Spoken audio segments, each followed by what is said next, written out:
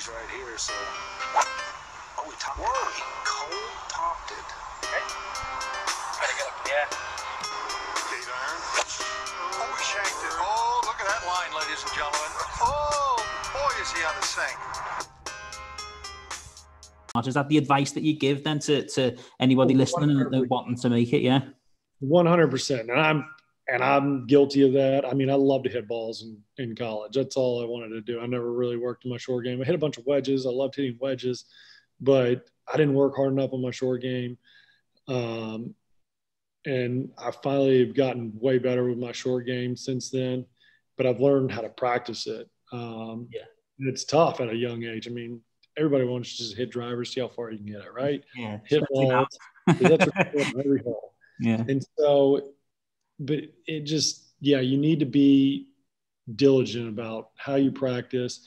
And I think playing more than just standing on the range is a big thing. Because then you're not going to hit every shot perfect. I mean, you're going to hit it in the trees, you're going to hit it in the water. You're going to learn how to deal with that, learn how to, hook it out of trouble, slice it on the greens, learn how to score. I always remember working with a guy called Stuart Foams, and he always used to say, look, when you get on the European Tour, you've got to work your arse off to stand still. And it's true. People say, like, how do you define success, or what success mean to you, or like how do you become successful? And it's really relationships. Honestly, it's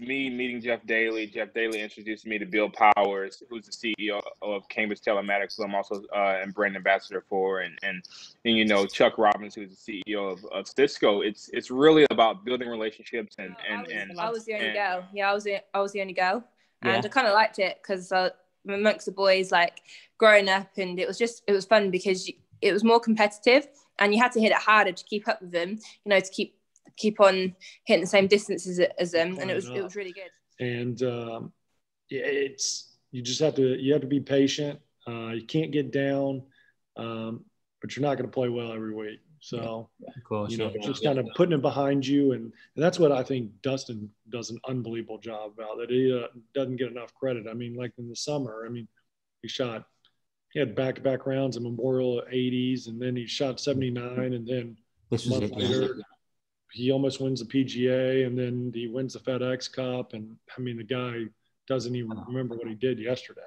It's incredible. But it's unbelievable for the game. I mean, that's how you have to be. I would say that's probably one of the most important things you can do is get a group of people behind you that you trust, and lean on them. Use their experiences. Use their knowledge. I just done my first year on Europro, and I had a really good year, to be honest, for a first year, but I didn't win. And obviously on Europro, not always, you've got to go some, but you've probably got to win to kind of get off, and it's top 5 to get off. And I think I had 2 seconds my first year and didn't win because I put it down to probably A, experience, but B, actually probably not having a caddy. And those 2 seconds, if I had one, I think I probably would have at least got one of them over the line. It just goes back to doing what you do well and knowing you and sticking to your deal and just trying to just improve your good aspects of your game and knowing how to be efficient. There's a lot of young guys that probably aren't so efficient and just will hit balls and be out there all day long. And that's the biggest part. It doesn't matter who you are. It doesn't matter if you're in high school and you're an 80 shooter and you want to stick with it and get better. I'm not going to say that you don't have a chance to make it on the PGA Tour. Yeah. You're always going to have a chance if you want it bad enough. I mean, you can go get it. Yeah. A lot of self-belief. Yeah, a long way, can't it?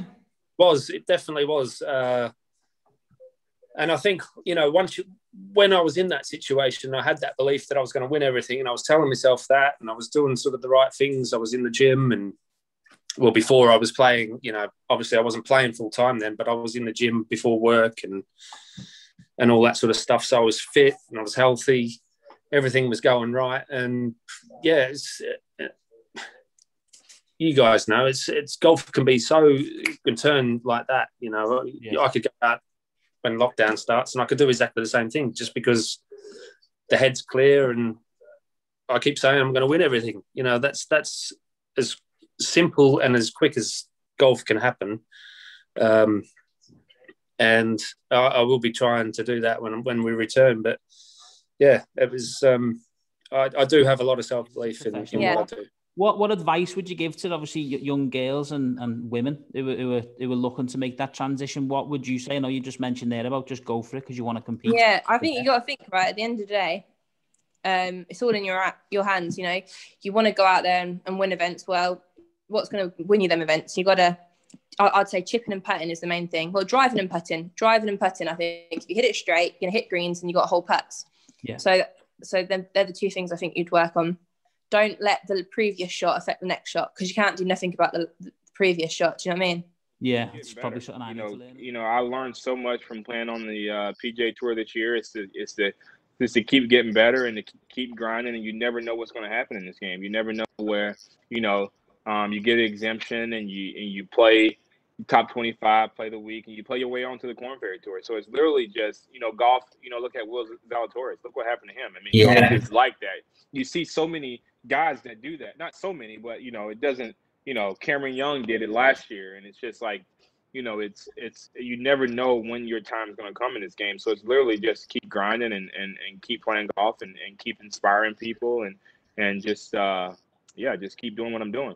Yeah, brilliant. Corey Connors, another as well, Monday qualified and then wins the tournament. Yeah, that's it. In the Masters. In the Masters. Yeah. So it can happen. That's what you say. That's the quality of the game of golf, isn't it? These opportunities. Yeah. 1 week you can be playing one tour, the next week you can play in the biggest tour out there. Right. I mean, that doesn't happen in any other sport. You can't Monday qualify into an NFL game, You can't.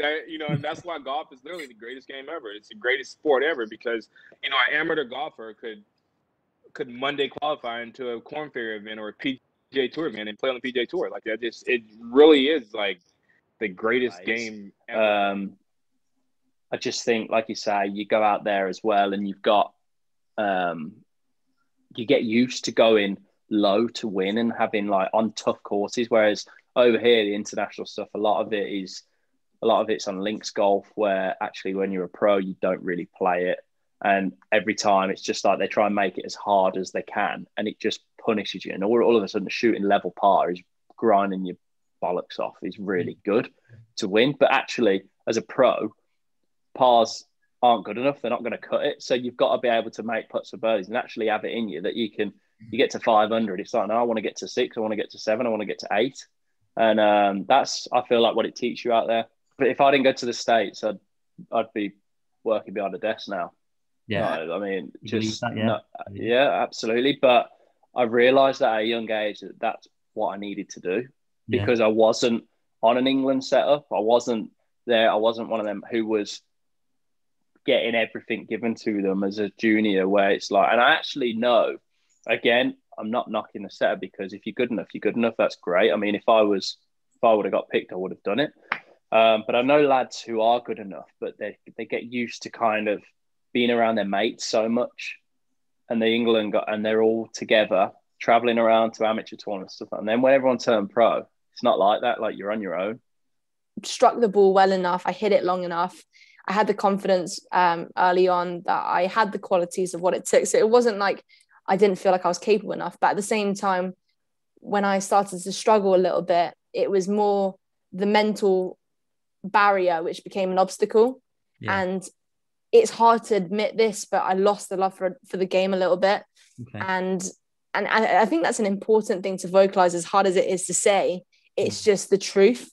And so, yes, sometimes, like all things to the top level, it's never smooth sailing. I understand that. You have bumps on the roads, you go up, you go down a bit. And when you fall, you have to get back up, all that sort of stuff. But I really lost the kind of passion and desire for why I fell in love with the game in the first place. Oh, yeah, it's huge. I mean, there's no job security in this game, right? I mean, you could go from top 10 player of the world and literally, I mean, a little injury. I mean, I don't know, you break your thumb or something, you're out of the top 100 in the world, you're scrounging, you're fighting. Yeah. Game's not as good. I mean, and then doubt creeps in. I mean, job security is huge in this game. Yeah. I wish it was kind of like basketball where you get a contract and you get a guaranteed contract, but that doesn't quite happen. That'd be nice.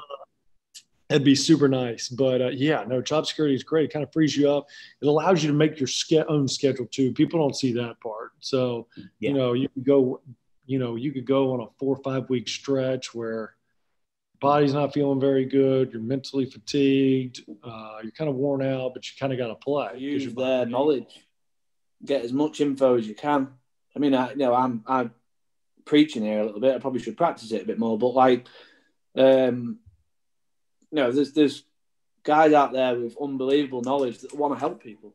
Yeah. So why not use them? Yeah. So 2010 was obviously the great one. Then got my card on the main tour, which I was pretty much flying, doing well again, and then just made some crap decisions, really bad decisions. Really, I was everything was in a great spot, and decided to sign with management, which just was the wrong call at the wrong time, and everything sort of went downhill from there. Basically, the relationship turned, and it just wasn't working out. I wanted to get out, and then all of a sudden, it felt like I was going to have a lawsuit on my hands, and cost me a heap of money, $25,000 to get out of that contract. And wow, so it was one of those things. I wish, basically, if I knew what I knew now, I would never have gone down those sort of paths. And like my coach at the time, Kevin Theobald, he first taught me from when I was younger, and he was old school, and he was like, hit it hard as you can, because the harder you hit it when you're younger, you can always